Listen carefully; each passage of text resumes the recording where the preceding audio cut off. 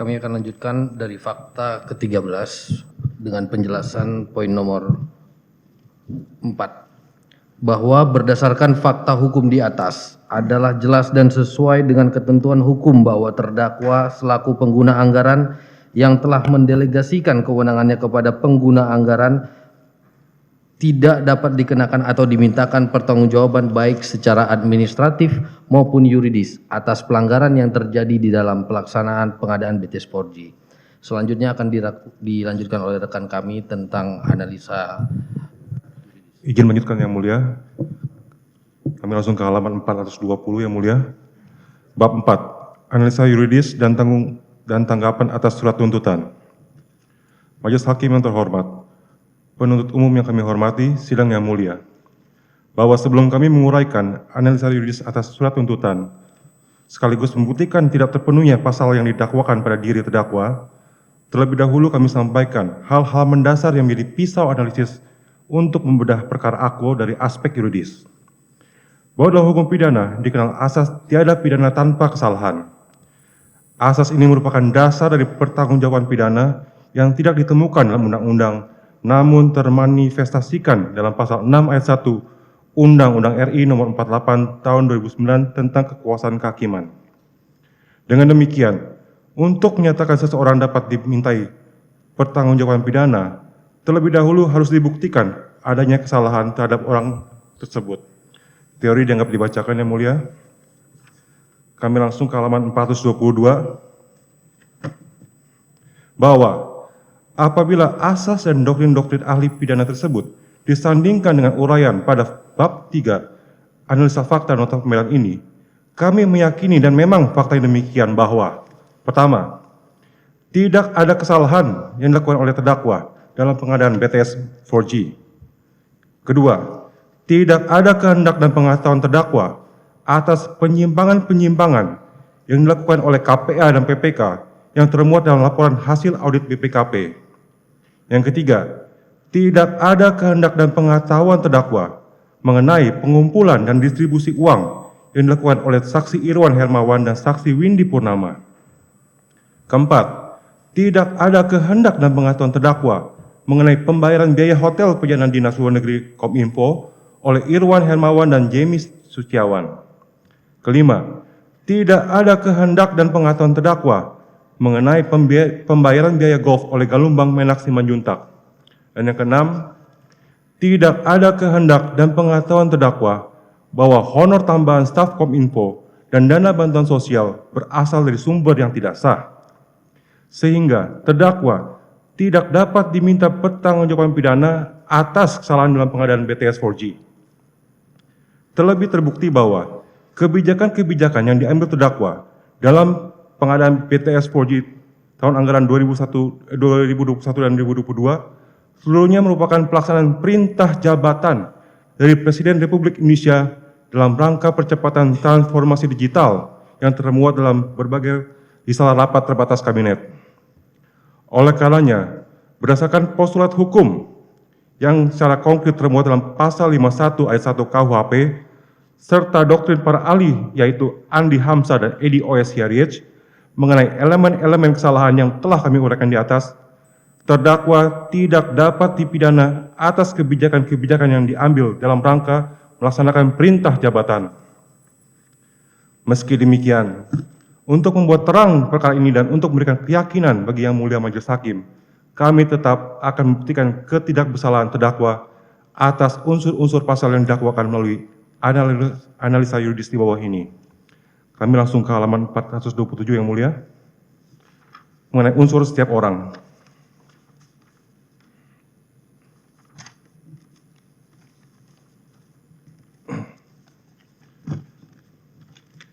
Dengan demikian, maka untuk membuktikan unsur setiap orang harus terlebih dahulu membuktikan unsur-unsur lain dari pasal yang dituduhkan kepada terdakwa. Namun dalam hal ini, dengan mengacu pada surat uraian penuntut umum dalam surat dakwaan maupun surat tuntutannya, dan juga mengacu pada bukti surat terdakwa nomor 2 yang terlampir dalam nota pembelaan ini, yaitu petikan keputusan Presiden Republik Indonesia nomor 113/P tahun 2019 tentang pembentukan Kementerian Negara dan pengangkatan Menteri Negara Kabinet Indonesia Maju periode tahun 2019 sampai 2024, tanggal 23 Oktober 2019, maka sesuai dengan ketentuan pasal 2 Undang-Undang Nomor 28 Tahun 1999, terdakwa selaku Menteri Komunikasi dan Informatika RI memenuhi kualifikasi atau termasuk sebagai penyelenggara negara. Selanjutnya menjadi pertanyaan yuridis adalah, apakah terdakwa sebagai penyelenggara negara dapat diterapkan pengertian unsur setiap orang dalam pasal 2 ayat 1 Undang-Undang Tipikor? Mahrus Ali SHMH menyatakan, walaupun makna setiap orang dalam pasal 2 ayat 1 meliputi orang perorangan ataupun korporasi, tetapi makna orang perseorangan itu tidak meliputi pegawai negeri atau penyelenggara negara. Jika pegawai negeri atau pejabat diajukan ke persidangan karena diduga melakukan tindak pidana korupsi, maka eksistensi pasal 2 ayat 1 Undang-Undang Tipikor tidak dapat digunakan sebagai dasar untuk mendakwa pegawai negeri atau penyelenggara negara. Dengan demikian, subjek delik dalam pasal 2 ayat 1 Undang-Undang Tipikor meliputi orang perseorangan atau korporasi pada umumnya, selain pegawai negeri atau penyelenggara negara. Unsur setiap orang dalam pasal 2 ayat 1 Undang-Undang Tipikor merupakan suatu unsur yang sangat esensial untuk membedakan dengan pengertian setiap orang dalam pasal 3 Undang-Undang Tipikor. Oleh karenanya, Adami Chazawi menyatakan, terkait pasal 3 Undang-Undang Tipikor, subjek hukum dalam pasal Undang-Undang Tipikor tidak berlaku bagi semua orang, tetapi hanya berlaku bagi orang-orang yang memiliki jabatan atau kedudukan tertentu, atau orang-orang yang memiliki pribadi kualitas tertentu, orang yang memiliki jabatan atau kedudukan, terutama kedudukan pegawai negeri atau penyelenggara negara.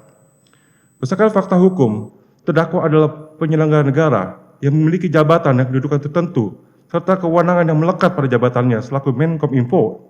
Dengan demikian, menurut hukum, unsur setiap orang dalam pasal 2 ayat 1 Undang-Undang Tipikor tidak dapat diterapkan dalam diri terdakwa. Oleh karenanya, mohon kepada Yang Mulia Majelis Hakim, pemeriksa perkara ini untuk menyatakan unsur setiap orang dalam dakwaan primer tidak terbukti dalam diri terdakwa. Unsur secara melawan hukum. Dengan mengacu pada uraian kami di atas terhadap unsur setiap orang dalam pasal 2 ayat 1 Undang-Undang Tipikor, maka yang menjadi pertanyaan berikutnya adalah, apakah unsur secara melawan hukum dapat diterapkan pada diri terdakwa yang dikualifikasikan sebagai penyelenggara negara yang memiliki jabatan dan kedudukan tertentu serta kewenangan yang melekat pada jabatannya selaku Menkominfo? Mahrus Ali SHMH menyatakan, pasal 2 ayat 1 Undang-Undang Tipikor hanya ditujukan pada orang perseorangan atau korporasi secara umum, tidak mencakup pegawai negeri atau pejabat. Perbuatan melawan hukum hanya bisa dilakukan oleh orang perorangan atau korporasi, tapi tidak bisa dilakukan oleh pegawai negeri atau pejabat. Demikian juga pendapat Adami Chazawi sebagaimana dikutip di atas, yang pada intinya seorang pegawai negeri yang punya kedudukan dan jabatan serta kewenangan termasuk subjek hukum dalam pengertian unsur setiap orang dalam pasal 3 Undang-Undang Tipikor. Dengan demikian, seharusnya unsur secara melawan hukum sebagaimana terdapat dalam pasal 2 ayat 1 Undang-Undang Tipikor tidak dapat diterapkan pada diri terdakwa. Oleh karena itu, mohon kepada Yang Mulia Majelis Hakim untuk menyatakan unsur secara melawan hukum dalam dakwaan primer tidak dapat diterapkan terhadap diri terdakwa. Namun demikian, kami akan tetap memberikan analisa yuridis kami sekaligus memberikan tanggapan atas analisa yuridis penuntut umum dalam surat tuntutannya. Teori yang dapat dibacakan Yang Mulia, kami langsung ke halaman 430. Majelis Hakim yang terhormat, sebelum kami menyampaikan tanggapan kami terhadap dakwaan tidak benar yang disampaikan oleh penuntut umum tersebut, terlebih dahulu kami mohon perhatian Yang Mulia Majelis Hakim bahwa berdasarkan uraian surat tuntutan penuntut umum mengenai pembuktian unsur secara melawan hukum, penuntut umum sendiri telah berpendapat bahwa tidak ada perbuatan melawan hukum yang dilakukan oleh terdakwa pada tahap-tahap sebagai berikut. Pertama, pada tahap perencanaan pelaksanaan kegiatan, yang berdasarkan uraian surat tuntutan meliputi kegiatan antara lain: 1. Penunjukan konsultan pengadaan. 2. Penetapan syarat kepesertaan pada tahap prakualifikasi. 3. Penetapan pekerjaan pengadaan ke dalam 5 paket. 4. Permintaan komitmen fee oleh saksi Galumbang Menak Simanjuntak kepada para calon penyedia. 5. Kesepakatan dan pemberian komitmen fee antara para penyedia dengan saksi Galuma Menak Simanjuntak dan saksi Irwan Hermawan. Ketujuh, penetapan HPS oleh saksi Elvano Hatorangan selaku PPK. Kedelapan, markup atau menaikkan harga dalam bill of quantity. Dan kesembilan, penetapan Perirut nomor 7 tahun 2020 oleh saksi Anang Ahmad Latif. Yang kedua, pada tahap pelelangan yang berdasarkan uraian surat tuntutan meliputi kegiatan 1. Perubahan mekanisme pembayaran dari turnkey menjadi termin. Dan 2. Penetapan pemenang lelang. Ketiga, pada tahap pelaksanaan pekerjaan yang berdasarkan surat tuntutan meliputi kegiatan atau perbuatan antara lain pembentukan 5 kontrak payung pengadaan BTS 4G. 2. Penggunaan instrumen PMK nomor 184 tahun 2021 oleh saksi Alvano Hatorangan selaku PPK. Dan 4. Penetapan besaran denda yang dikenakan kepada penyedia. Oleh karenanya, semua dan setiap pelanggaran maupun perbuatan melawan hukum yang dianggap terjadi pada tahap-tahap tersebut sudah seharusnya tidak dimintakan dan dibebankan pertanggungjawaban pidananya terhadap diri terdakwa. Kami lanjut ke halaman 432 yang mulia. Majelis Hakim yang terhormat, apabila mengacu pada surat tuntutan, maka fakta hukum atau perbuatan terdakwa yang dianggap oleh penuntut umum merupakan perbuatan melawan hukum dalam rangka pengadaan BTS 4G adalah terbatas pada hal-hal sebagai berikut. 1. Pada tahap perencanaan penganggaran, video halaman 2855 sampai dengan halaman 2856 surat tuntutan, yaitu menandatangani dan menyetujui RBA dan RBSBU Bakti tahun 2020 tanpa terlebih dahulu menetapkan dan menerbitkan rencana strategis Kominfo tahun 2020 sampai 2024. 2. Mengarahkan perubahan skema penyediaan internet di 7.904 desa dari OPEX ke CAPEX. 3. Menyetujui dan menandatangani usulan tambahan anggaran Kominfo tahun anggaran 2021 yang dibuat oleh saksi Anang Ahmad Latif sebesar 22,573 miliar yang ditujukan kepada Menteri Keuangan guna mendukung transformasi digital dan digitalisasi layanan publik. Keempat, mengusulkan kebutuhan anggaran pembangunan BTS 4G tahun anggaran 2021 sebanyak 4.200 site melalui surat ke Presiden RI nomor R506 perihal laporan percepatan transformasi digital nasional tanpa didahului dengan rencana strategis Kominfo tahun 2020 sampai 2024 yang harus dilengkapi dengan studi kelayakan terhadap pelaksanaan program tersebut. Dan pada tahap pelaksanaan pekerjaan, video halaman 2862 surat tuntutan, yaitu memerintahkan saksi Anang Ahmad Latif untuk bertemu dengan saksi Muhammad Yusriski Mulyawan guna membahas bisnis yang dapat dikerjasamakan dalam pengadaan BTS 4G. Terhadap dakwaan penuntut umum tersebut, kami memberikan tanggapan sebagai berikut. Pertama, bahwa tidak beralasan dan tidak berdasar, atau lebih tepatnya hanya mengada-ada dakwaan penuntut umum yang mendakwa adanya perbuatan melawan hukum yang dilakukan oleh terdakwa dalam tahap perencanaan penganggaran pengadaan BTS 4G. Karena berdasarkan fakta persidangan telah terbukti bahwa A. Berdasarkan laporan hasil audit BPKP yang dijadikan dasar oleh penuntut umum untuk menyatakan telah terjadinya perbuatan melawan hukum yang mengakibatkan kerugian keuangan negara pengadaan BTS, video halaman 2907 surat tuntutan, telah dinyatakan dengan tegas bahwa tidak ada penyimpangan dalam tahap penganggaran dan tidak ada penyimpangan yang dilakukan oleh terdakwa selaku pengguna anggaran sebagaimana dinyatakan dengan tegas oleh ahli yang dihadirkan oleh penuntut umum sendiri, yaitu ahli Dedi Numawan Susilo. B. Berdasarkan fakta persidangan telah terbukti dengan jelas, tegas dan tidak terbantahkan bahwa pengadaan BTS 4G khususnya dalam hal ini pengadaan BTS 4G tahun anggaran 2021 dengan target pembangunan BTS di 4.200 lokasi desa adalah perintah Presiden RI dalam rangka percepatan transformasi digital yang kemudian telah ditetapkan dalam rencana kerja pemerintah tahun 2021 sebagaimana dimaksud dalam Perpres nomor 86 tahun 2020 sebagai proyek prioritas nasional. Terkait perintah percepatan transformasi digital tersebut, perlu menjadi perhatian yang mulia Majelis Hakim. Terdakwa sebagai Menkominfo adalah sebagai pelaksana tugas pembantuan Presiden selaku pemegang kekuasaan pengelolaan keuangan negara.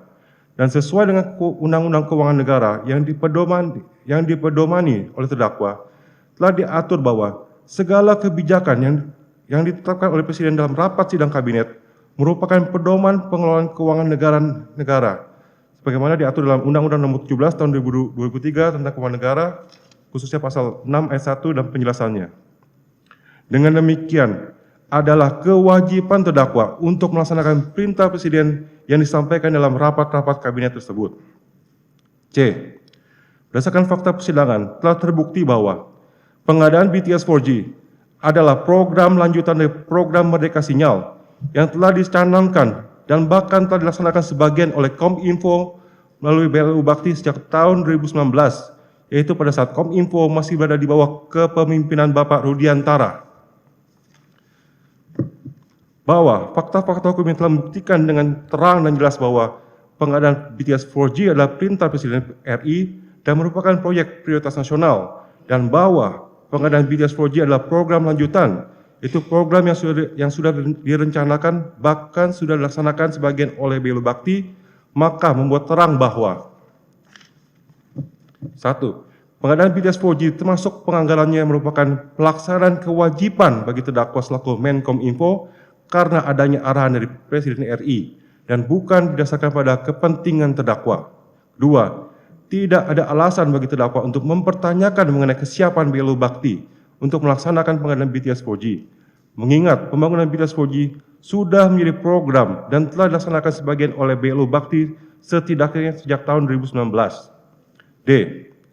Berdasarkan fakta persidangan, sebagaimana telah kami uraikan secara rinci pada bab 3 nota pembelaan, telah terbukti dengan tidak terbantahkan bahwa proses penganggaran pengadaan BTS 4G telah berpedoman dan melalui siklus penganggaran sebagaimana telah diatur dalam peraturan perundang-undangan, yaitu: pertama, usulan penganggaran pengadaan BTS 4G disusun dan diajukan oleh BLU Bakti selaku satuan kerja non-eselon di Kominfo dan bukan oleh terdakwa selaku menteri. Sebagaimana dengan jelas dan tegas dalam persidangan dibuktikan melalui keterangan yang dibacakan. Yang kedua, usulan anggaran pengadaan BTS 4G BLU Bakti telah melalui proses penelitian oleh Biro Perencanaan Kominfo dan APIP Kominfo Inkasu Inspektorat 2 Kominfo. Sebagaimana dinyatakan dengan tegas oleh saksi Arifin Saleh Lubis, Kepala Biro Perencanaan Kominfo, dan saksi Dodi Setiadi selaku Inspektur Jenderal Kominfo sekaligus anggota Dewan Pengawas BLU Bakti. 2. Bappenas dan Kementerian Keuangan melalui trilateral meeting antara Kominfo dan Bappenas serta Menteri Keuangan yang telah dilakukan sebanyak 3 kali, yaitu pada tanggal 2 Juni 2020, tanggal 2 Juli 2020, dan terakhir pada tanggal 14 Agustus 2020. 3. Oleh pihak legislatif, yaitu DPR RI, melalui rapat kerja antara Kominfo dengan Komisi 1 DPR yang dilangsungkan sebanyak 2 kali, yaitu pada tanggal 22 Juni 2020 dan 23 September 2020.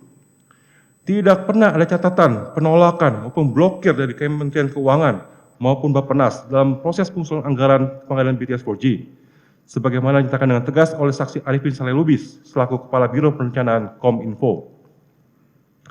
Khusus terkait dengan dokumen perencanaan pengadaan BTS 4G, sebagaimana telah diterangkan oleh saksi Arifin Saleh Lubis dan saksi Dodi Setiadi, dokumen perencanaan program pengadaan BTS 4G yang disusun oleh BLU Bakti telah melalui penelitian oleh Biro Perencanaan dan Inspektorat Jenderal Kominfo yang hasilnya diserahkan langsung kepada BLU Bakti sebagai satuan kerja pemilik anggaran dan penanggung jawab program untuk ditindaklanjuti dan tidak pernah dilaporkan kepada terdakwa selaku menteri dan pengguna anggaran. Berdasarkan hal-hal tersebut di atas, dengan memperhatikan keterangan para ahli yang telah dihadirkan dalam persidangan ini, yaitu: pertama, ahli Dr. Andes Siswo Sujanto dan Dr. Dian Puji Simatupang SH yang merujuk pada PMK nomor 208 tahun 2019 menyatakan bahwa pada pokoknya proses penyusunan dan penelitian dokumen RKAK dilakukan secara berjenjang. Yang kedua, ahli Dr. Dian Puji Simatupang yang menegaskan bahwa tidak ada kewajiban menteri selaku pengguna anggaran untuk ikut terlibat dalam teknis penyusunan RKAK, apalagi untuk meneliti kelengkapan dokumen yang dipersyaratkan dalam penyusunan RKAK. Mengingat sesuai ketentuan pasal 13 PMK nomor 208 tahun 2019 telah dengan tegas mengatur bahwa peran menteri terbatas pada menghimpun dan menandatangani RKAK. Berdasarkan hal-hal tersebut di atas, maka telah terbukti dengan tidak terbantahkan bahwa proses penganggaran BTS 4G telah dilakukan sesuai dengan siklus penganggaran.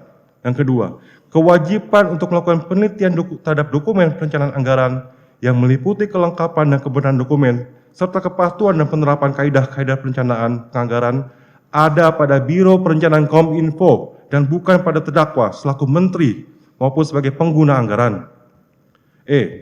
Berdasarkan fakta-fakta hukum persidangan, telah terbukti bahwa pengadaan BTS 4G dengan skema CAPEX adalah usulan dari Bakti dan bukan arahan dari terdakwa.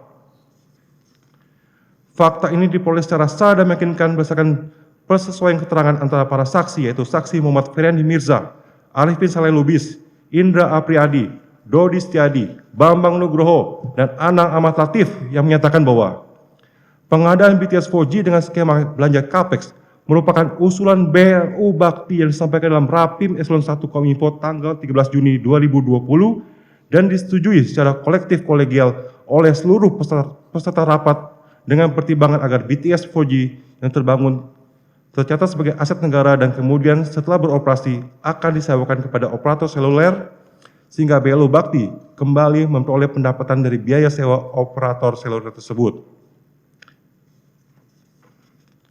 Selain itu, berdasarkan fakta-fakta persidangan telah terbukti bahwa skema belanja CAPEX merupakan opsi terbaik untuk pengadaan BTS berdasarkan alasan-alasan sebagai berikut. Mohon dianggap dibacakan. F. Berdasarkan fakta persidangan telah terbukti bahwa surat rahasia terdakwa kepada Presiden RI nomor R506 merupakan laporan dan bukan bagian dari siklus anggaran. Berdasarkan seluruh uraian di atas, maka telah terbukti bahwa dakwaan penuntut umum yang menyatakan bahwa tindakan terdakwa pada tahap perencanaan penganggaran yaitu 1. Menandatangani dan menyetujui RBA dan RBS BLU Bakti tahun 2020 tanpa terlebih dahulu menetapkan dan menerbitkan rencana strategis Kominfo tahun 2020-2024. 2. Mengarahkan perubahan skema penyediaan internet dari OPEX ke CAPEX. Dan 3. Menyetujui dan menandatangani usulan tambahan anggaran Kominfo tahun anggaran 2021 yang dibuat oleh saksi Anang Ahmad Latif sebesar 22,573 miliar yang ditujukan pada Menteri Keuangan guna mendukung transformasi digital dan digitalisasi publik. Yang 4. Mengusulkan kebutuhan anggaran pembangunan BTS 4G tahun anggaran 2021 sebanyak 4.200 site melalui surat ke Presiden RI nomor R56506 tanpa didahului dengan rencana strategis Kominfo tahun 2020-2024 sebagai perbuatan menghukum haruslah dianggap sebagai dakwaan yang tidak benar, tidak berdasar, tidak terbukti, mengada-ada, dan hanya mencari-cari kesalahan, sehingga sudah seharusnya ditolak oleh Yang Mulia Majelis Hakim untuk seluruhnya. 2. Bahwa tidak beralasan, tidak berdasar, dan tidak terbukti dakwaan penuntut umum yang menyatakan bahwa terdakwa memerintahkan saksi Anang Ahmad Latif untuk bertemu dengan saksi Muhammad Yus Rizky Mulyawan guna membahas bisnis yang dapat dikerjasamakan dalam pengadaan BTS 4G dan menyerahkan pekerjaan power system BTS 4G Bakti yang meliputi baterai dan solar panel kepada grup bisnis Muhammad Yus Rizky Mulyawan. Karena faktanya, pertama, bahwa sesuai dengan keterangan Muhammad Yus Rizky Mulyawan yang berkesesuaian dengan keterangan terdakwa, sehingga sudah seharusnya dianggap sebagai suatu fakta hukum. Terbukti, keduanya tidak saling mengenal dan tidak pernah melakukan komunikasi mengenai pengadaan BTS 4G. Kedua, bahwa sebaliknya, keterangan saksi Anang Ahmad Latif yang menyatakan terdakwa meminta untuk melakukan penjajakan terhadap perusahaan-perusahaan milik Muhammad Yus Rizky Mulyawan merupakan keterangan yang berdiri sendiri. Karena saksi Irwan Hermawan selaku orang yang diperintahkan oleh Anang Ahmad Latif untuk berhubungan dengan Yus Rizky Mulyawan telah menegaskan bahwa saksi tidak mengetahui kebenaran permintaan penjajakan tersebut, tidak pernah mengkonfirmasi kebenarannya kepada terdakwa. Oleh karenanya, keterangan saksi Anang Ahmad Latif tidak memenuhi syarat sahnya kesaksian berdasarkan ketentuan pasal 185 ayat 2 KUHP. Selain itu, saksi Anang Ahmad Latif juga harus dianggap telah mencabut atau menarik kembali keterangannya karena dalam sidang pemeriksaan terdakwa sebagai terdakwa sekaligus sebagai saksi dalam perkara di mana Anang Ahmad Latif didudukan sebagai terdakwa, Saksi anak Ahmad Latif tidak membantah keterangan terdakwa yang menyatakan bahwa pertemuan antar terdakwa dengan saksi Muhammad Rizky Mulyawan terjadi secara singkat dan terjadi dalam rapat pimpinan Nasional Kadin di Bali, di mana pada saat itu terdakwa disapa oleh seseorang yang tidak dikenal, dan saksi anak Ahmad Latif lah yang justru memperkenalkan saksi Muhammad Rizky Mulyawan kepada terdakwa dengan mengatakan, ini Rizky yang mengerjakan proyek power supply. Di mana dalam pertemuan tersebut tidak ada pembicaraan apapun antara terdakwa dengan saksi Muhammad Rizky Mulyawan, karena segera setelah saksi anak Ahmad Latif memperkenalkan Muhammad Rizky Mulyawan, terdakwa langsung meninggalkan keduanya karena berpapasan dan berbicara dengan ketua Kadin di tempat tersebut. 4. Bahwa perusahaan yang dianggap sebagai grup atau terafiliasi dengan saksi Muhammad Rizky Mulyawan, yaitu PT Excelsia Mitra Niaga Mandiri, PT Bintang Komunikasi Utama, dan PT Indo Electric Instrument, seluruhnya bukanlah penyedia dalam proyek pengadaan BTS 4G dan bahkan tidak pernah menjadi peserta lelang. Akan tetapi sebagai subkontraktor pada konsorsium penyedia. Yang dalam hal ini hubungan antara subkontraktor dengan konsorsium penyedia ialah hubungan business to business. Dengan demikian, dalam hubungan business to business tersebut tidak ada dan tidak dibutuhkan peran terdakwa selaku penyelenggara negara.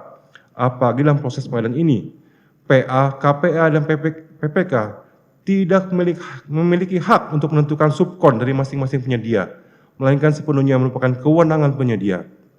Terlebih, berdasarkan hasil audit PPKP yang dijelaskan oleh ahli yang diberikan oleh penuntut umum, yaitu ahli Dedin Rumawan Susilo, selaku auditor BPKP yang melakukan audit PKKN perkara Aquo, tidak ada penyimpangan apapun yang dilakukan oleh terdakwa dalam proses pengadaan BTS 4G, baik dalam bentuk intervensi untuk mengatur pemenang lelang, apalagi sebagaimana penjelasan di atas, bahwa perusahaan yang dianggap terafiliasi dengan saksi Muhammad Rizky Mulyawan bukanlah pemenang lelang atau penyedia, melainkan hanya sebagai subkon dari penyedia.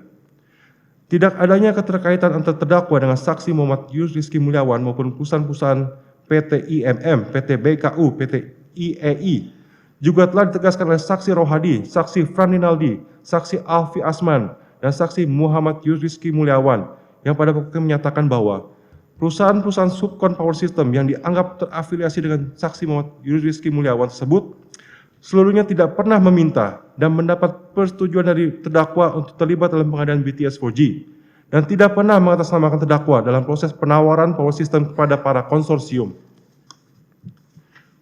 Berdasarkan hal-hal tersebut di atas, maka ada jelas dan tegas bahwa dakwaan penuntut umum yang menyatakan terdakwa memerintahkan saksi Anang Ahmad Latif untuk menemui saksi Muhammad Rizky Mulyawan guna membahas bisnis yang dapat dikerjasamakan dalam pengadaan BTS 4G dan menyerahkan pekerjaan power system BTS 4G yang meliputi baterai dan solar panel paket 1, 2, 3, 4, dan 5 kepada grup bisnis Muhammad Rizky Mulyawan adalah dakwaan yang tidak benar, tidak berdasar, dan tidak terbukti, sehingga sudah seharusnya ditolak oleh Yang Mulia Majelis Hakim. Mengacu pada uraian di atas, maka kesimpulan penuntut umum mengenai telah terbuktinya rangkaian perbuatan menghukum yang mengakibatkan kerugian negara pada diri terdakwa, sebagaimana dimaksud pada alinea kedua halaman 285 surat tuntutan, haruslah ditolak oleh Yang Mulia Majelis Hakim.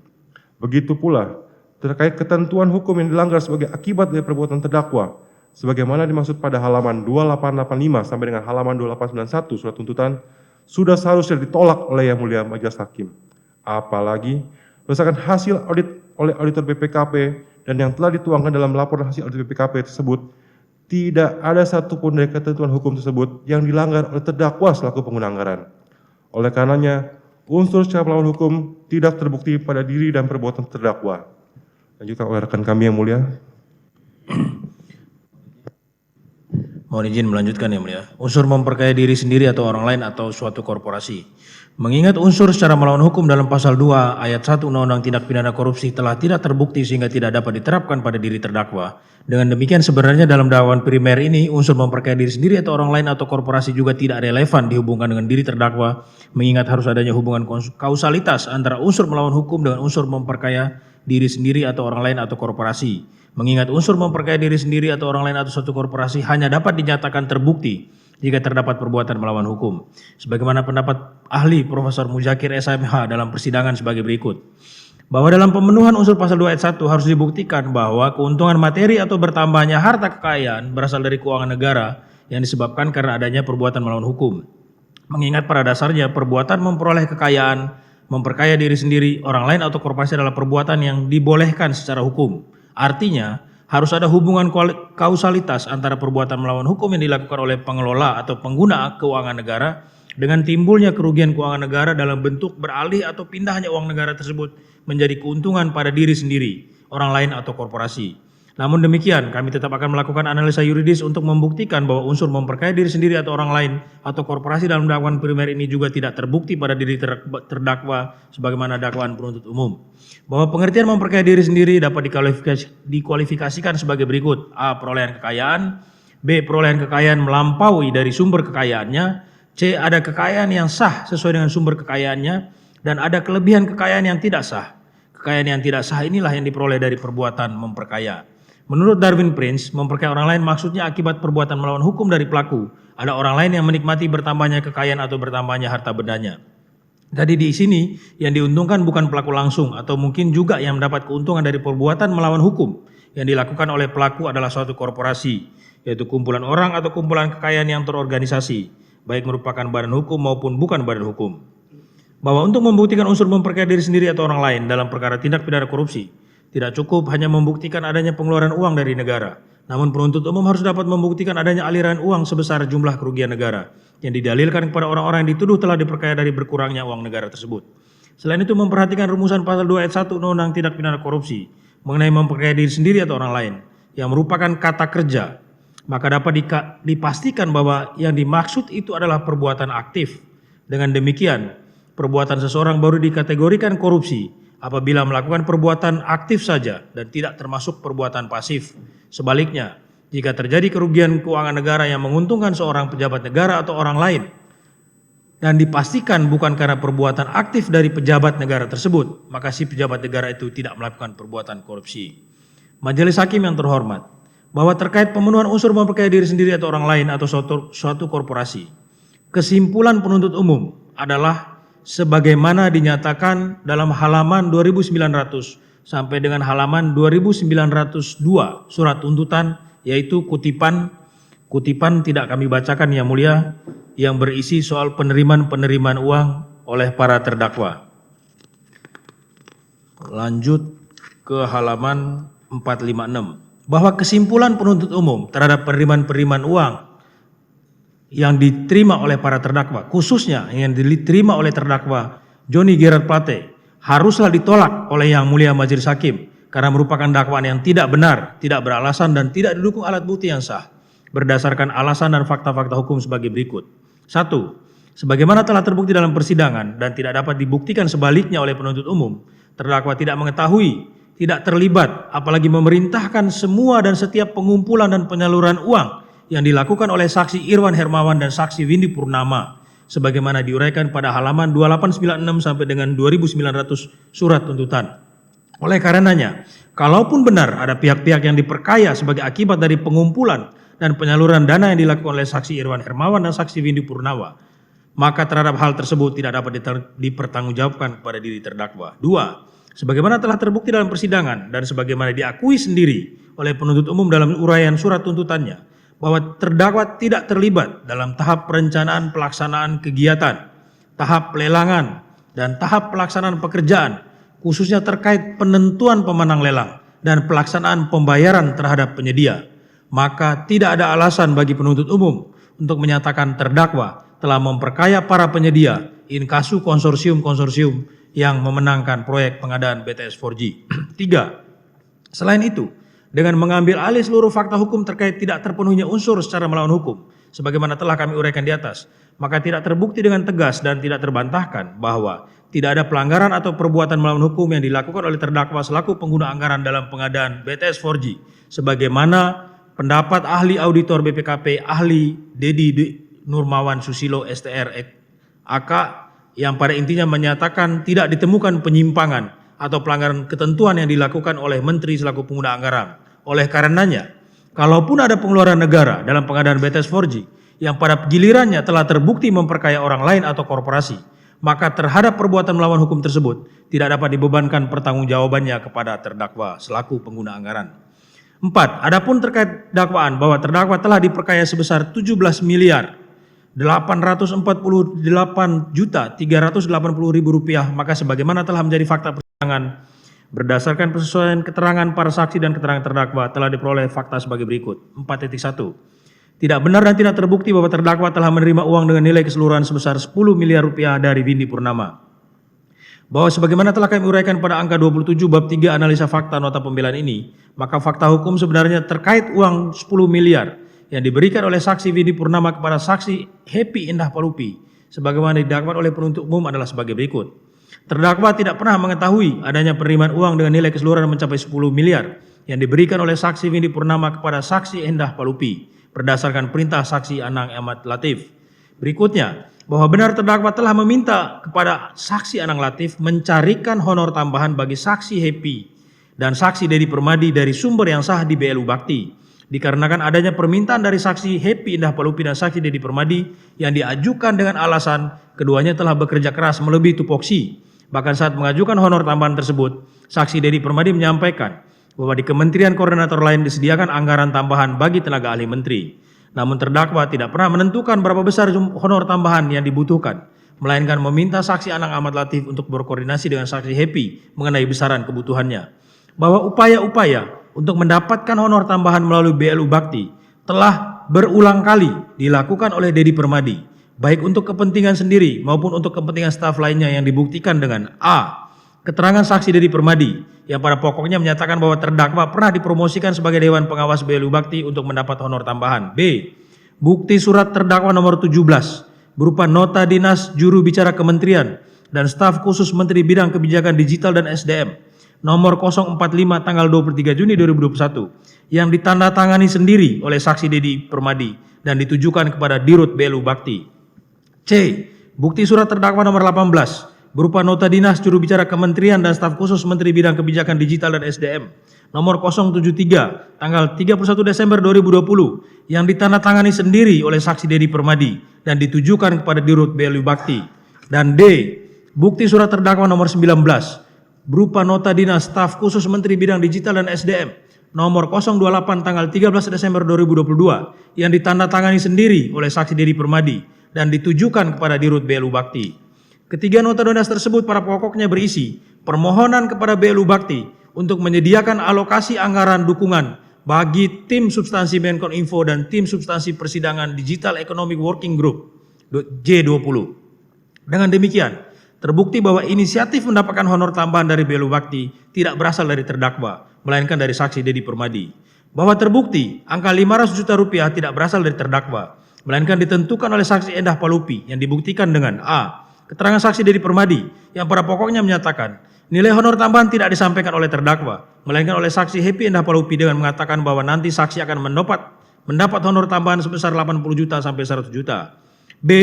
Satu bundel berita acara pemeriksaan saksi BAP, saksi Dr. Fadilah Matar dalam perkara dugaan tindak pidana korupsi pengadaan BTS 4G, vide lampiran bukti surat nomor 20, yang dalam pemeriksaan tanggal 22 Mei 2023 memberikan keterangan atas pertanyaan penyidik sebagai berikut. Pertanyaannya, apakah saudara mengetahui terkait pemberian uang operasional dari Bakti Kominfo pada tahun 2020 sampai 2022? Jelaskan. Jawaban saksi Fadilah Matar, ya, saya mengetahui pemberian uang operasional. Namun, apakah untuk tahun 2020 sampai 2022 saya tidak ketahui pasti. Yang saya ketahui, saudara Anang Latif pernah menginformasikan kepada saya bahwa lantai 7 dalam kurung, dalam hal ini Kemenkominfo, dalam kurung, saya tidak ingat kapannya, butuh 200 juta per bulan yang dimintakan kepada saudara Anang Latif. Lalu saya bertanya kepada saudara Anang Latif untuk apa? Lalu saudara Anang Latif menjawab untuk operasional sekretariat menteri. Kemudian saya bertanya kepada saudara Anang Latif bagaimana pertanggungjawabannya. Lalu dijawab oleh saudara Anang Latif agar saya meminta informasi pertanggungjawabannya kepada saudara Happy Palupi. Kemudian saya bertanya kepada saudara Happy Palupi bagaimana pertanggungjawabannya. Lalu saudara Happy Palupi menyampaikan bagaimana kau pertanggungjawabannya memakai laporan real. Setelah itu sekitar 2 minggu setelahnya saudara Happy Palupi menanyakan saya bagaimana pertanggungjawabannya. Kemudian saya kembali bertanya kepada saudara Anang Latif. Lalu saudara Anang Latif menjawab pada intinya sudah tidak usah karena untuk 250 juta sudah ditangani Mbak Lulu melalui PPK Vano. Berdasarkan keterangan saksi Fadilah Matar, terbukti bahwa saksi Endah Palupi pernah melakukan upaya-upaya untuk mendapatkan honor tambahan melalui BLU Bakti yang jumlahnya hanya sebesar 200 juta sampai 250 juta. Bahwa terbukti terdakwa tidak pernah memerintahkan saksi Anang Ahmad Latif untuk merealisasikan honor tambahan melalui sumber yang tidak sah, inkasu melalui saksi Irman Hermawan, dan terbukti permintaan uang kepada saksi Irman Hermawan adalah inisiatif dari saksi Anang Latif sendiri dan tidak pernah dilaporkan kepada terdakwa dari mana sumber honor tambahan tersebut.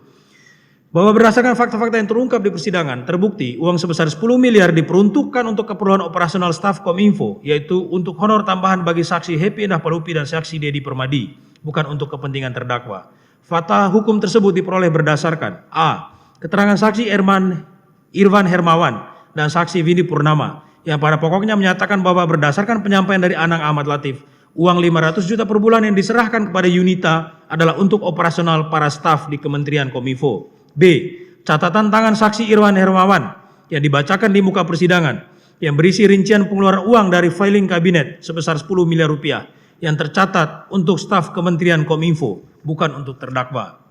Bahwa berdasarkan fakta persidangan, telah terbukti bahwa terdakwa tidak pernah menerima uang yang diberikan oleh saksi Vindi Purnama kepada saksi Happy Endah Palupi. Karena keterangan saksi Happy yang menyatakan telah menerima uang sebesar 350 juta rupiah sebanyak 20 kali diberikan kepada Walbertus Natulus Wisang untuk diberikan kepada terdakwa telah dibantah oleh saksi Walbertus dalam sidang di bawah sumpah. Berdasarkan uraian-uraian di atas, maka adalah jelas dan tegas terbukti bahwa terdakwa tidak pernah menerima uang sebesar 10 miliar rupiah yang didakwakan oleh penuntut umum. Selanjutnya ke halaman 465 yang mulia.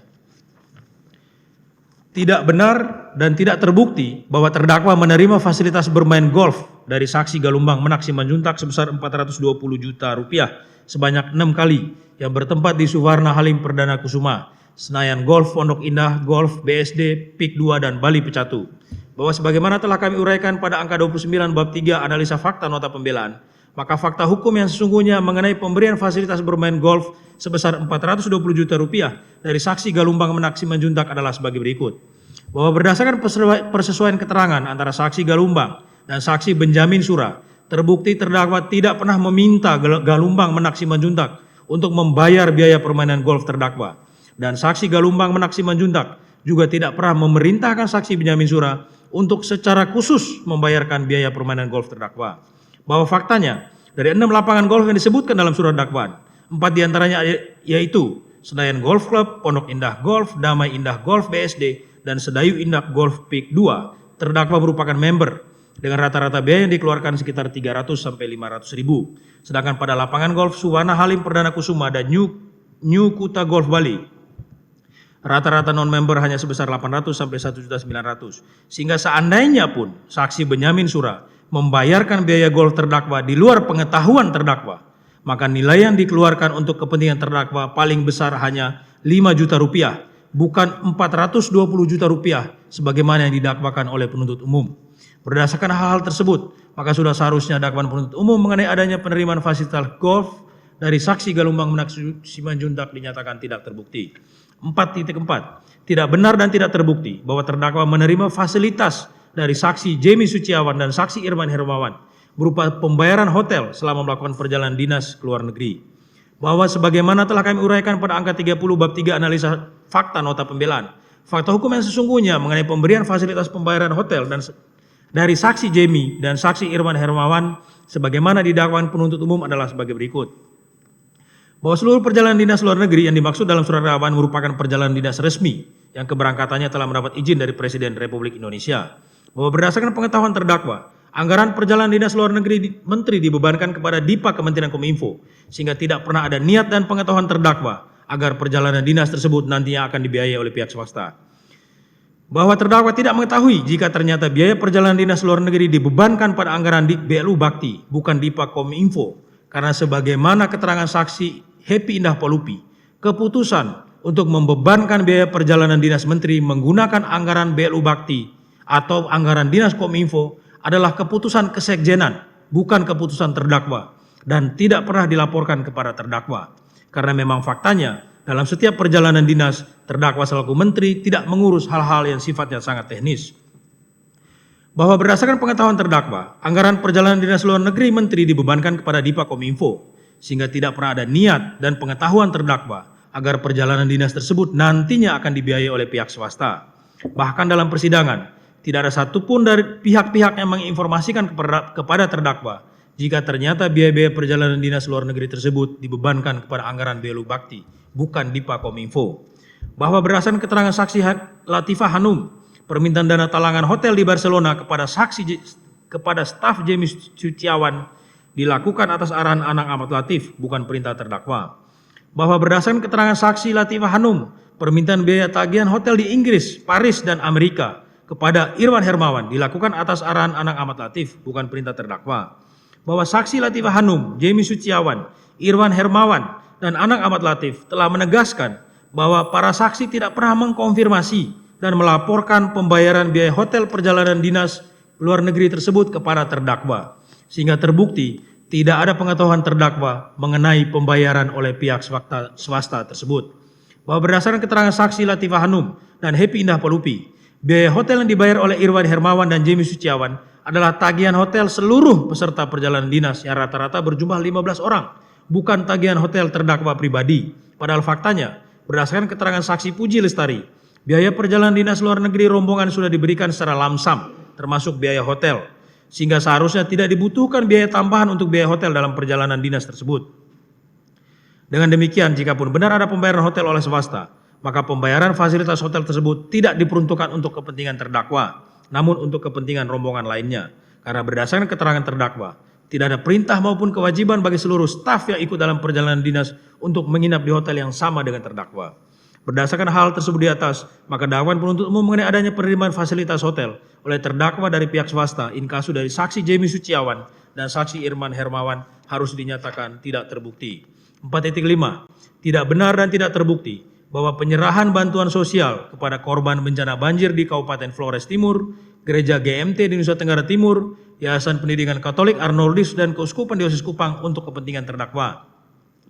Bahwa sebagaimana telah kami uraikan pada angka 31 bab 3 analisa fakta nota pembelaan, maka fakta hukum yang sesungguhnya mengenai pemberian bantuan sosial di atas adalah sebagai berikut. Bahwa terbukti penyerahan donasi kepada gereja GMIT di NTT dengan total 250 juta rupiah merupakan kegiatan Belu Bakti yang dilakukan atas inisiatif Belu Bakti, sedangkan terdakwa hanya diminta untuk memberikan mock up. Selanjutnya realisasi dana dilakukan oleh Belu Bakti tanpa sepengetahuan terdakwa dan tidak pernah dilaporkan ke terdakwa. Fakta tersebut dibuktikan dengan A. Kepentingan saksi Latifah Hanum yang menyatakan bahwa terdakwa Joni Gerard Plate hanya melakukan penyerahan sumbangan secara simbolis berupa penyerahan mock up, yaitu styrofoam yang bertuliskan angka yang akan disumbangkan. Bahwa setelah kegiatan donasi secara simbolis kepada gereja GMIT, saksi menanyakan realisasi dana tersebut kepada Anang Ahmad Latif dan yang bersangkutan memberi arahan kepada saksi agar meminta uang donasi kepada Irwan Hermawan. Keterangan terdakwa yang menyatakan bahwa mengenai bantuan ke gereja, terdakwa hanya diminta menyampaikan mock up yang kemudian Bakti yang menyiapkan anggaran tanpa terdakwa ketahui sumbernya dari mana dan terdakwa tidak pernah merencanakan pemberian bantuan ke gereja tersebut. Dengan demikian, terbukti pemberian donasi ke kedua gereja GMIT dengan total 250 juta rupiah adalah bantuan sosial Belu Bakti, bukan untuk kepentingan terdakwa, sehingga tidak dapat dipertanggungjawabkan kepada terdakwa. Bahwa mengenai pemberian bantuan sosial kepada korban bencana banjir di Kabupaten Flores Timur sebesar 200 juta rupiah.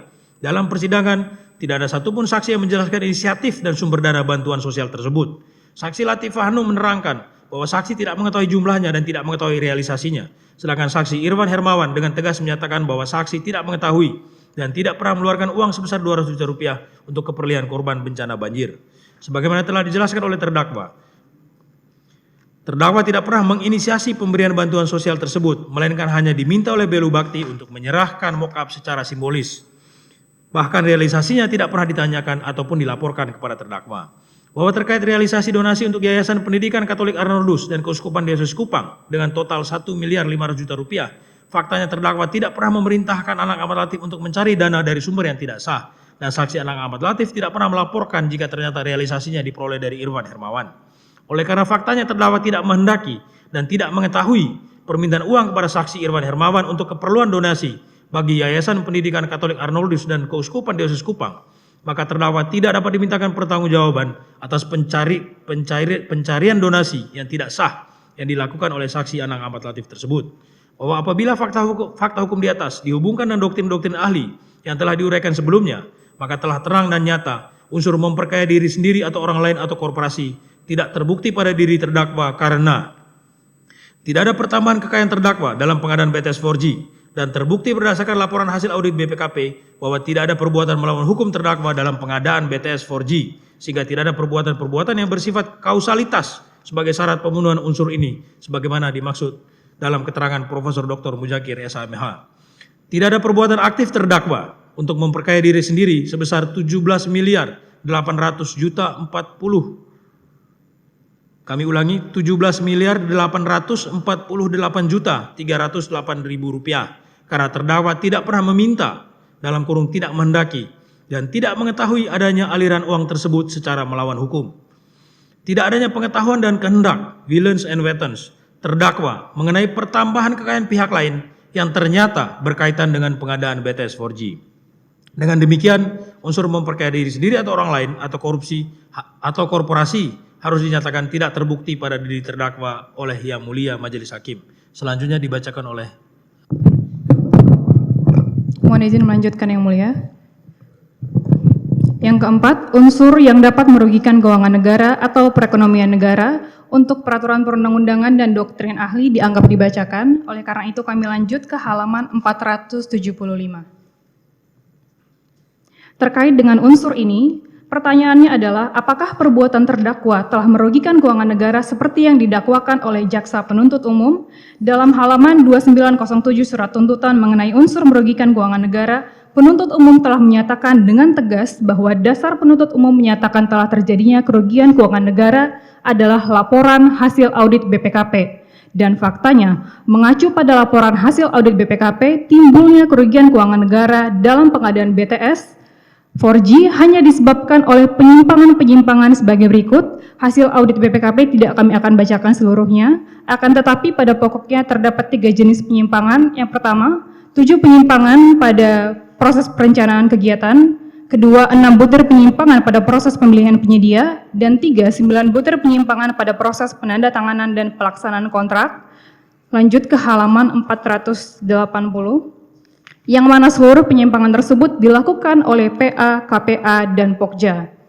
Tidak adanya penyimpangan oleh terdakwa selaku pengguna anggaran telah ditegaskan oleh ahli yang dihadirkan oleh penuntut umum, yaitu ahli Dedi Nurmawan Susilo selaku auditor BPKP yang melakukan audit PKKN dalam perkara AKO yang di persidangan di bawah sumpah telah memberikan keterangan sebagai berikut, kami kutip, bahwa terkait temuan penyimpangan-penyimpangan yang menjadi kesimpulan temuan tim ahli BPKP terhadap pekerjaan penyediaan BTS 4G dan infrastruktur pendukung paket 1, 2, 3, 4, dan 5 tahun 2021 sampai dengan tahun 2022 tidak ditemukan penyimpangan ataupun pelanggaran ketentuan yang dilakukan oleh pengguna anggaran.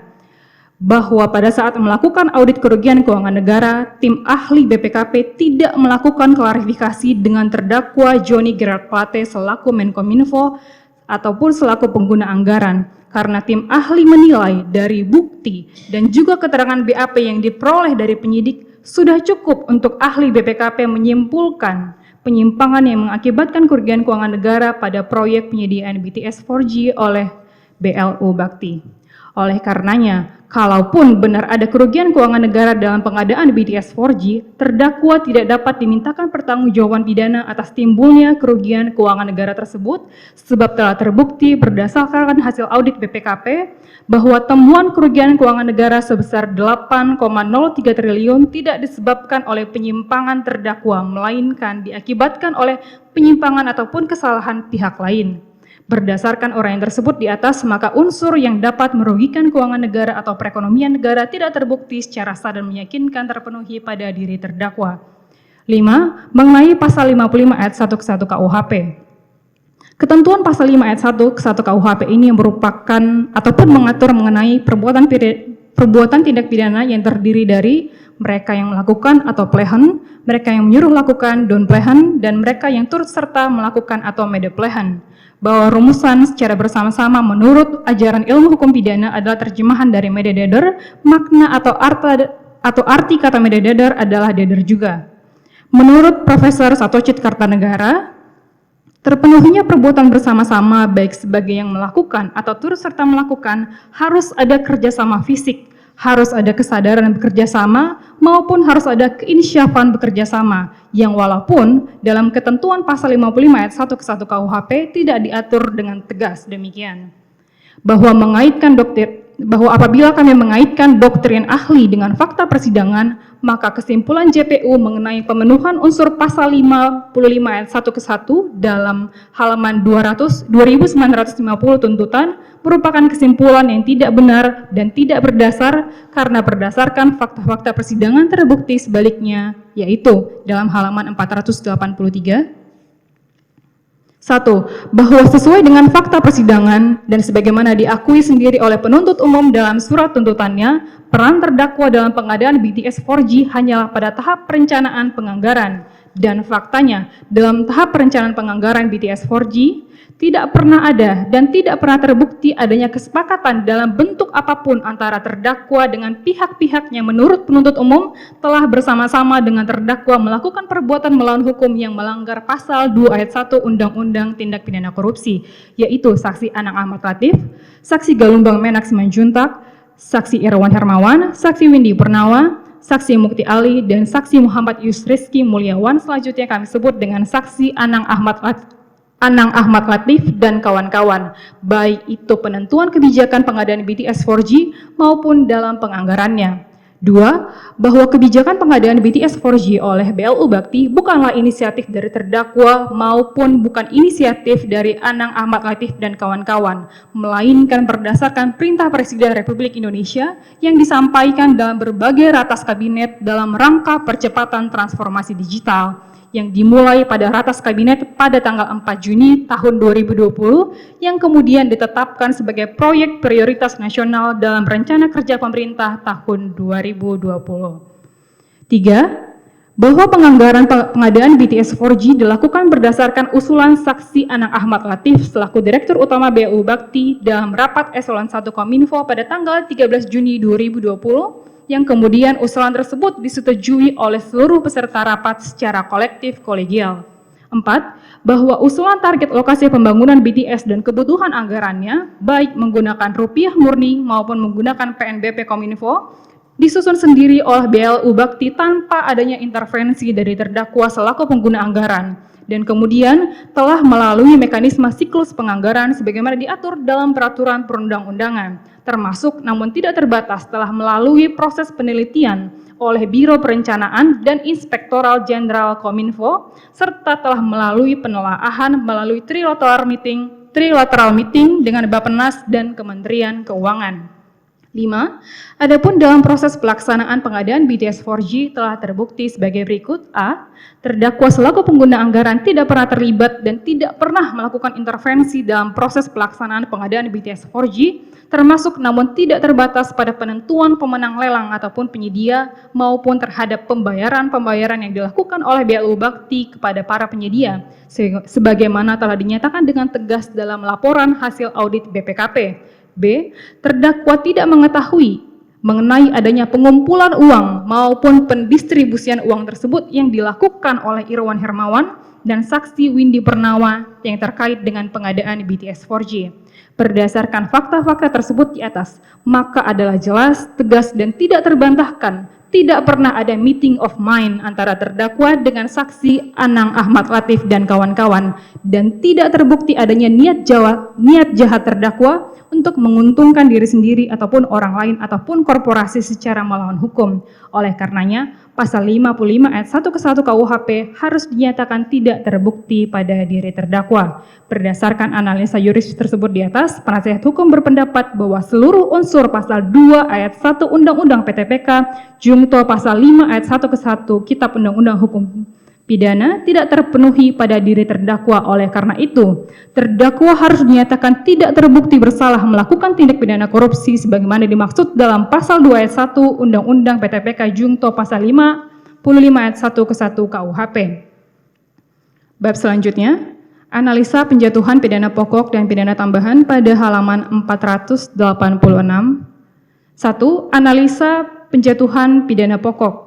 bahwa dalam hukum pidana dikenal postulat hukum yang pada pokoknya menyatakan bahwa pertanggungjawaban pidana tidak akan diminta kepada mereka yang patuh melaksanakan perintah.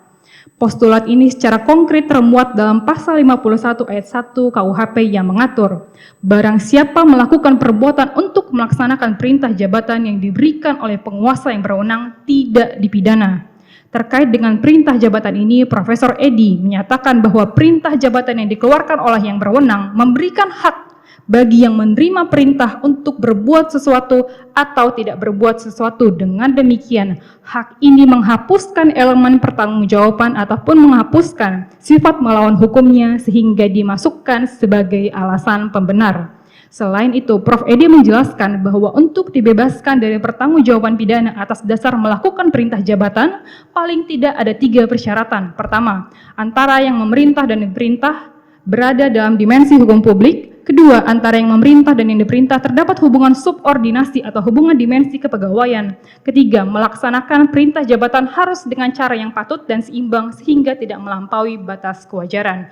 Berdasarkan fakta-fakta yang terungkap di persidangan, terbukti bahwa seluruh kebijakan pengadaan 4.200 BTS 4G tahun anggaran 2021, khususnya kebijakan pengusulan anggaran yang dipandang sebagai perbuatan melawan hukum oleh penuntut umum, merupakan pelaksanaan perintah jabatan dari Presiden Republik Indonesia yang telah memenuhi 3 syarat yang dimaksud oleh Profesor Edi sebagai berikut. Pertama, bahwa pengadaan 4.200 BTS 4G merupakan salah satu langkah percepatan transformasi digital yang disampaikan dalam berbagai rapat kabinet dimulai dari ratas 4 Juni hingga pada akhirnya ditetapkan sebagai proyek prioritas nasional dalam RKP 2021. Kedua, perintah percepatan transformasi digital diberikan dalam kedudukan terdakwa selaku Menkominfo yang berada di bawah dan bertanggung jawab kepada Presiden selaku pemegang kekuasaan tertinggi pemerintahan untuk membantu Presiden dalam menyelenggarakan pemerintahan di bidang komunikasi dan informatika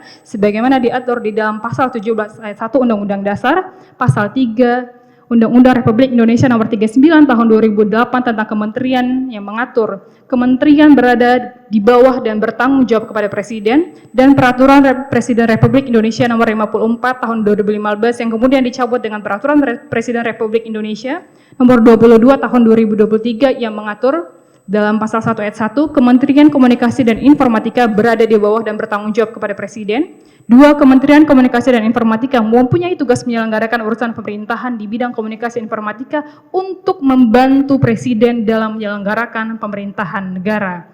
Terlebih, Presiden Republik Indonesia telah menegaskan dalam sidang Kabinet Paripurna pertama tanggal 24 Oktober 2019 bahwa tidak ada visi misi menteri, yang ada adalah visi misi Presiden dan Wakil Presiden.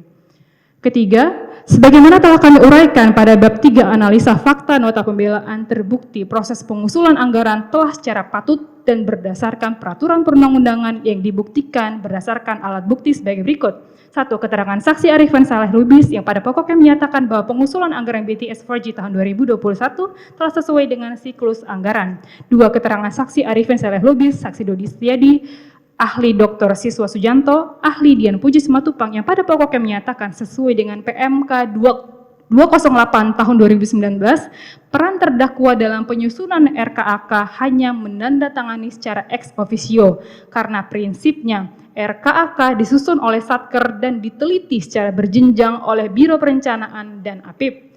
Berdasarkan fakta-fakta di atas, terbukti bahwa kebijakan pengadaan BTS 4G merupakan perintah Presiden Republik Indonesia. Oleh karenanya, jikapun terdapat perbuatan melawan hukum in casu dalam tahap penganggaran, maka terdakwa tidak dapat dipertanggungjawabkan karena melaksanakan perintah jabatan. 2. Tanggapan atas penjatuhan pidana pokok, bahwa berdasarkan asas tiada pidana tanpa kesalahan atau gens strafzonderschuld, maka terdakwa tidak dapat dipidana jika tidak terbukti melakukan suatu tindak pidana, antara lain apabila satu unsur dari pasal tindak pidana yang dituduhkan tidak terbukti. Untuk itu, terdakwa harus dinyatakan bebas atau lepas sehingga terdakwa tidak dapat dikenakan hukuman pemidanaan.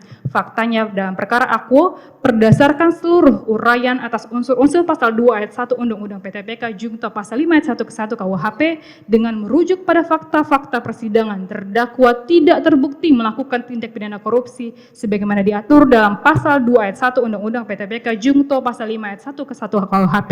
Dengan demikian, terdakwa tidak dapat dihukum atau dikenakan hukuman pidana pokok sebagaimana dimaksud dalam halaman 2951 sampai 2952 Surat Tuntutan mengenai analisis penjatuhan pidana pokok. 2. Analisa terhadap penjatuhan pidana tambahan uang pengganti.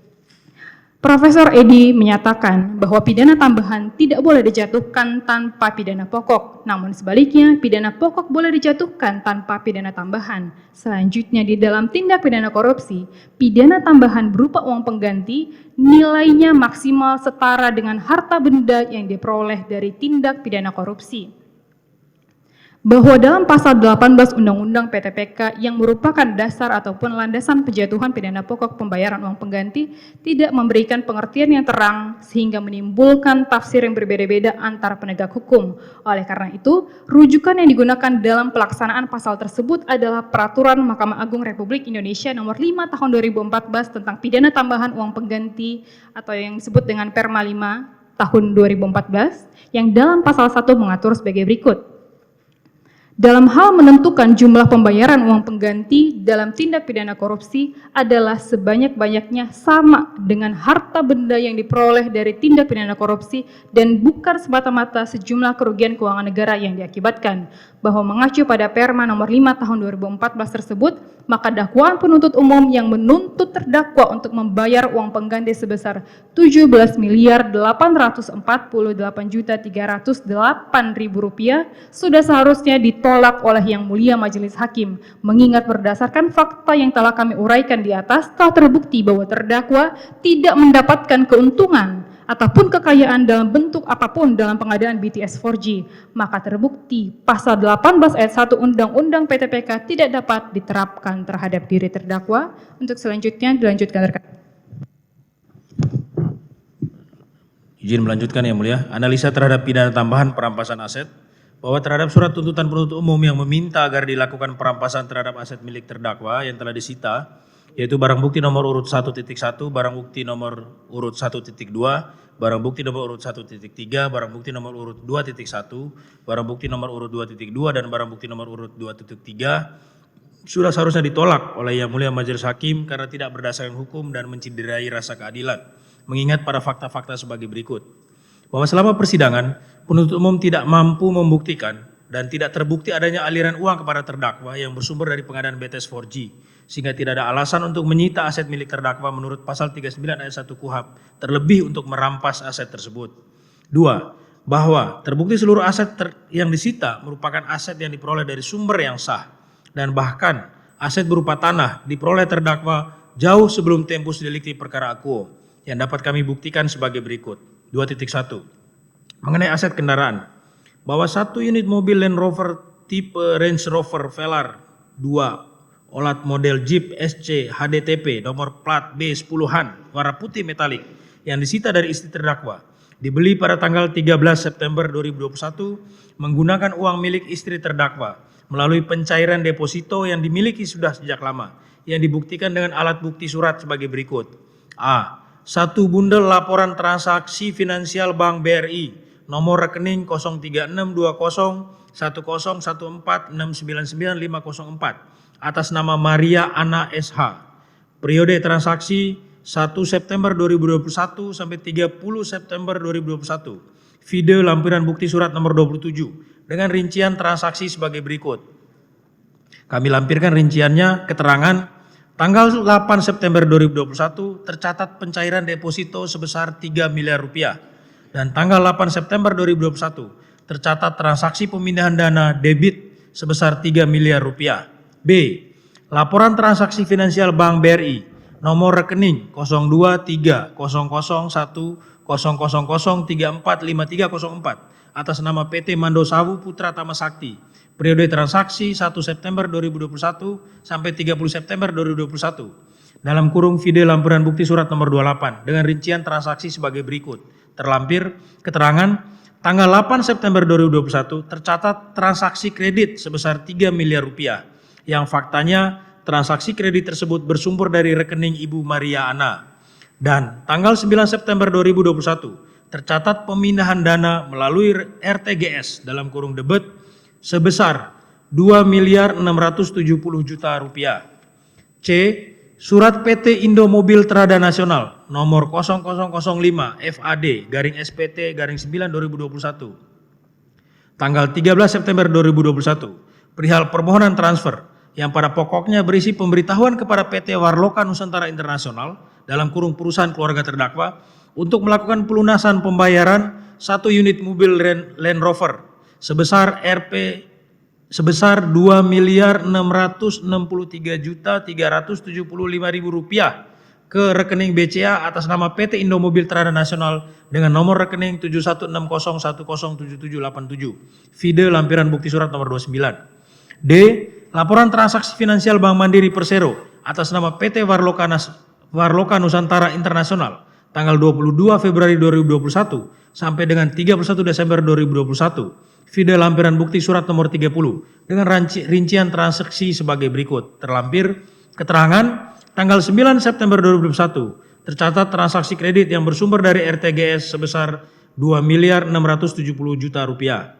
Dan tanggal 14 September 2021 tercatat pemindahan dana melalui RTGS dalam kurung debit sebesar 2.663.375.000 rupiah. Transaksi debit tersebut diajukan ke rekening PT Indomobil Trada Nasional guna pelunasan mobil. 2.2 Aset tanah. Bahwa tuntutan perampasan terhadap 3 bidang tanah yang disita dari terdakwa merupakan tuntutan yang tidak adil dan bertentangan dengan pasal 1 Perma nomor 5 tahun 2014 yang mengatur bahwa terpidana hanya bisa dibebankan pidana tambahan berupa uang sebanyak-banyaknya sebesar harta benda yang diperoleh dari tindak pidana korupsi yang selengkapnya kami kutip sebagai berikut. Dalam hal menentukan jumlah pembayaran uang pengganti dalam tindak pidana korupsi adalah sebanyak-banyaknya sama dengan harta benda yang diperoleh dari tindak pidana korupsi dan bukan semata-mata jumlah kerugian keuangan negara yang diakibatkannya. Dengan demikian, tuntutan merampas aset-aset milik terdakwa yang terbukti diperoleh di luar tempus delicti dan tidak berkaitan dengan tindak pidana korupsi yang dituduhkan adalah tuntutan yang sewenang-wenang dan tidak memiliki landasan hukum. Bahwa faktanya terkait 3 bidang aset tanah yang disita dan dimohonkan perampasan oleh penuntut umum ialah sebagai berikut. 1. Proses jual beli tanah dari masyarakat adat setempat dan pembayaran tanah telah lunas dan telah tuntas dilakukan jauh sebelum terdakwa menjabat sebagai Menkom Info, yaitu pada tanggal 8 Juni 2013. Sertifikat hak milik SHM ketiga bidang tanah tersebut terbit sebelum proyek BTS 4G dimulai, yaitu pada tanggal 15 Oktober 2020. Fakta tersebut dibuktikan dengan A. Surat pelepasan hak atas tanah dalam kurung jual beli tanah tanggal 8 Juni 2013 antara Lukman Asto dan Joni Gerard Plate dan tanda terima pembayaran tertanggal 8 Juni 2013. Video lampiran bukti surat nomor 31. B. Surat pelepasan hak atas tanah dalam kurung jual beli tanah tanggal 8 Juni 2013 antara Sukirman dengan PT Madosawi Putra Tama dan tanda terima pembayaran tertanggal 8 Juni 2013. Video lampiran bukti surat nomor 32. C.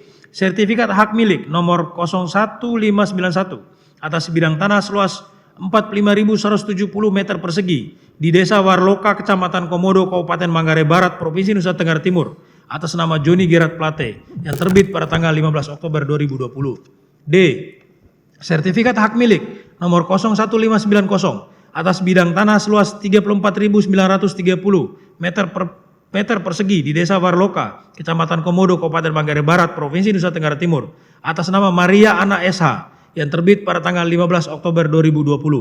E. Sertifikat hak milik nomor 01589 atas bidang tanah seluas 37.390 meter persegi di Desa Warloka, Kecamatan Komodo, Kabupaten Manggarai Barat, Provinsi Nusa Tenggara Timur atas nama David Agustinus tertanggal 15 Oktober 2020. Video lampiran bukti surat nomor 35. Oleh karena terbukti dan tidak terbantahkan, seluruh aset kendaraan dan tanah yang disita diperoleh secara sah dan tidak berkaitan dengan pengadaan BTS 4G oleh BLU Bakti dan terdakwa tidak terbukti melakukan tindak pidana yang didakwakan, maka sesuai ketentuan pasal 19 ayat 1 KUHP, sudah seharusnya barang bukti yang tercatat dalam lampiran 3 berkas perkara atas nama terdakwa Joni Gerard Plate dikembalikan kepada pihak yang berhak sebagai berikut. 1. Barang bukti nomor urut 1.1 berupa 1 buah mobil Land Rover tipe R Velar 2 Olat model Jeep SC HDTP nomor registrasi B10-an warna putih metalik tahun 2021. 2. Barang bukti nomor urut 1.2 berupa 1 buah STNK mobil Land Rover. 3. Barang bukti nomor urut 1.3 berupa 1 buah kunci mobil Land Rover. Seluruhnya agar dikembalikan kepada pihak dari mana barang bukti tersebut disita, yaitu kepada Ibu Maria Ana SH. 4. Barang bukti nomor urut 2.1 berupa 1 bidang tanah berlokasi di Kelurahan Warloka, Kecamatan Komodo, Kabupaten Manggarai Barat dengan luas tanah 45.170 meter persegi berdasarkan sertifikat hak milik nomor 01591 tercatat atas nama Joni Gerard Plate. 5. Barang bukti nomor urut 2.2 berupa 1 bidang tanah berlokasi di Kelurahan Labuan Bajo, Kecamatan Komodo, Kabupaten Manggarai Barat dengan luas tanah 34.930 meter persegi berdasarkan sertifikat hak milik nomor 01590 tercatat atas nama Maria Ana Suwarni. 6. Barang bukti nomor urut 2.3 berupa 1 bidang tanah berlokasi di Kelurahan Warloka, Kecamatan Komodo, Kabupaten Manggarai Barat dengan luas tanah 37.390 meter persegi berdasarkan sertifikat hak milik nomor 01589 tercatat atas nama David Agustinus, seluruhnya agar dikembalikan kepada pihak dari mana barang bukti tersebut disita, yaitu kepada terdakwa Joni Gerard Plate. Majelis Hakim yang terhormat, sebagaimana telah kami uraikan di atas, oleh karena seluruh dakwaan tidak terbukti, maka terdakwa harus dibebaskan dari seluruh dakwaan dan tuntutan penuntut umum sesuai dengan ketentuan pasal 191 ayat 1 KUHP yang menyatakan, jika pengadilan berpendapat bahwa dari hasil pemeriksaan di sidang, kesalahan terdakwa atas perbuatan yang didakwakan kepadanya tidak terbukti secara sah dan meyakinkan, maka terdakwa diputus bebas. Bahwa karena selama pemeriksaan perkara aku terdakwa dalam status tahanan dan ternyata dari hasil pemeriksaan di sidang terdakwa tidak terbukti melakukan kesalahan dan dibebaskan, maka terdakwa harus segera dikeluarkan dari tahanan sesuai ketentuan pasal 191 ayat 2 KUHP yang menyatakan, dalam hal sebagaimana dimaksud dalam ayat 1 dan ayat 2, terdakwa yang ada dalam status tahanan diperintahkan untuk dibebaskan seketika itu juga, kecuali karena ada alasan lain yang sah terdakwa perlu ditahan. Bahwa karena terdakwa dibebaskan dari seluruh dakwaan, maka hak terdakwa harus dipulihkan dalam kemampuan, kedudukan, harkat serta martabatnya sesuai ketentuan pasal 97 ayat 1 jungto pasal 1 angka 23 KUHP yang menyatakan, ketentuan pasal tidak kami bacakan yang mulia, bahwa karena terdakwa tidak terbukti melakukan perbuatan yang didakwakan, maka barang bukti yang disita dari terdakwa dan keluarganya harus dikembalikan sesuai dengan ketentuan pasal 194 ayat 1 KUHP yang menyatakan, dalam hal putusan pemidanaan atau bebas atau lepas dari segala tuntutan hukum, pengadilan menetapkan supaya barang bukti yang disita diserahkan kepada pihak yang paling berhak menerima kembali yang namanya tercantum dalam putusan tersebut, kecuali jika menurut ketentuan undang-undang bahwa barang bukti itu harus dirampas untuk kepentingan negara atau dimusnahkan atau dirusak sehingga tidak dapat dipergunakan lagi. Bahwa karena terdakwa tidak terbukti bersalah dan dibebaskan dari seluruh dakwaan dan tuntutan, maka biaya perkara aku harus dibebankan kepada negara sesuai ketentuan pasal 22 ayat 1 KUHP. Penutup sidang yang mulia, setelah memperhatikan segala sesuatu yang terungkap di persidangan ini dan hal-hal lainnya yang berkaitan dengan perkara ini, dalam kurung keterangan saksi-saksi, ahli, bukti surat, dan keterangan terdakwa, maka kami tim penasihat hukum terdakwa Joni Gerard Plate memohon kepada majelis hakim yang terhormat agar berkenan memberikan putusan sebagai berikut. 1. Menerima dan mengabulkan nota pembelaan yang diajukan oleh penasihat hukum terdakwa Joni Gerard Plate. 2. Menyatakan terdakwa Joni Gerard Plate tidak terbukti secara sah dan meyakinkan melakukan seluruh tindak pidana sebagaimana didakwakan oleh jaksa penuntut umum.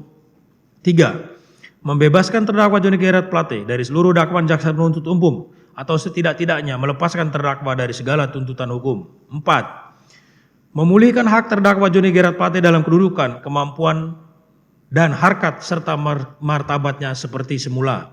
5. Memerintahkan agar terdakwa Joni Gerard Plate dikeluarkan dari rumah tahanan negara. 6. Memerintahkan kepada penuntut umum untuk mengembalikan seluruh barang bukti milik terdakwa Joni Gerard Plate yang sebelumnya telah disita dan atau diblokir untuk segera dibuka tanpa terkecuali. 7. Membebankan biaya perkara pada negara. Namun demikian, apabila majelis hakim yang mulia beranggapan lain, penasihat hukum bermohon kepada majelis hakim yang mulia agar menjatuhkan putusan yang seadil-adilnya. Ex aequo et bono. Demikian nota pembelaan ini kami sampaikan. Atas dikabulkannya nota pembelaan ini kami ucapkan terima kasih. Jakarta, 1 November 2023. Hormat kami, penasihat hukum terdakwa Joni Gerard Plate. Terima kasih yang mulia.